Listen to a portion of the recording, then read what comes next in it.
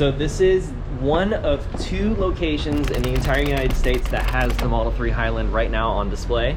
This guy right here wants to get a new Model 3 and he's got his finger on the trigger for the Model 3 Highland. So currently I drive a 2009 Honda Civic, 15 years old, and I think it's time for a new car. I've always wanted a Tesla, so I think the Model 3 is the natural progression for the next upgrade. But first, coffee. Cheers. I guess there's not that many people lining up, which is great, so I get to take my time and show you guys all the great details of this redesign.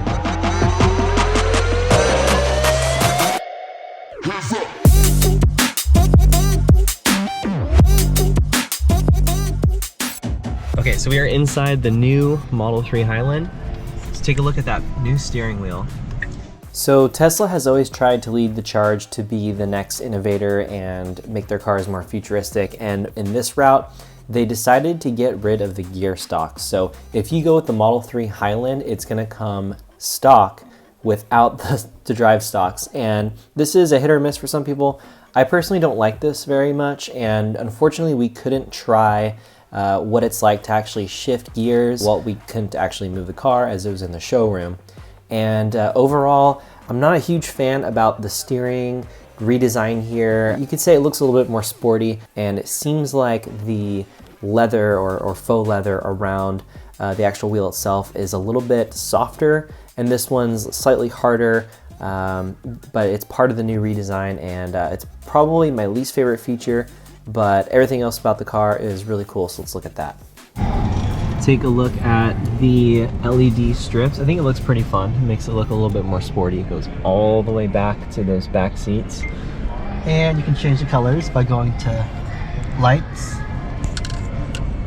And we can go blue or green or so yellow cool. or clear, which is nice.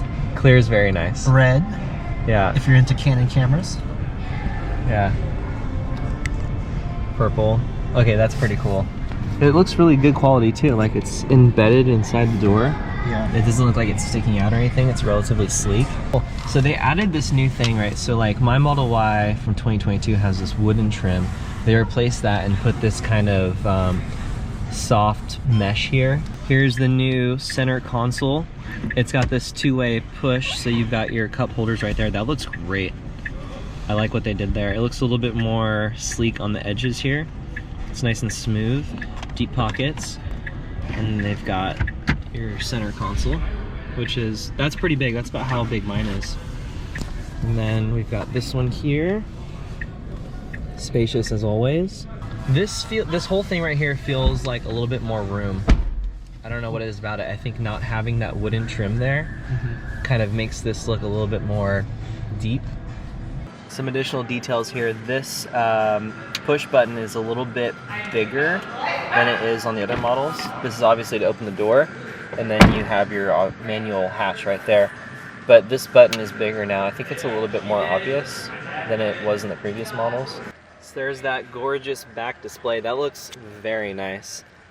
This feels like good quality. It's pretty quick. Pretty quick. You got Netflix. So this is great because now you can watch Netflix or whatever while you're driving, which you can't do that in the front screen for obvious reasons.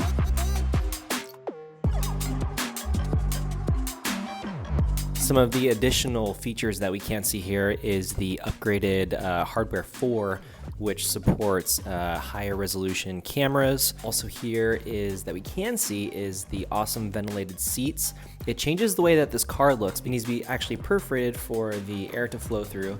And so this is what it looks like. I think it looks great. And those ventilated seats feel very nice. So that's a very nice little luxury kind of touch to this car.